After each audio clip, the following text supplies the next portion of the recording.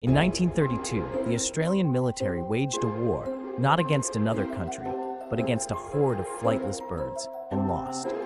Known as the Great Emu War, this bizarre chapter in history unfolded when thousands of emus invaded Western Australian farmland, threatening crops and livelihoods. Armed with soldiers and machine guns, the military launched an all-out assault on the birds, expecting an easy victory. However, the emus proved surprisingly elusive, using their speed and strategic scattering to evade capture and gunfire. Despite the military's efforts over several weeks, the emus emerged victorious, having adapted and outmaneuvered their human adversaries.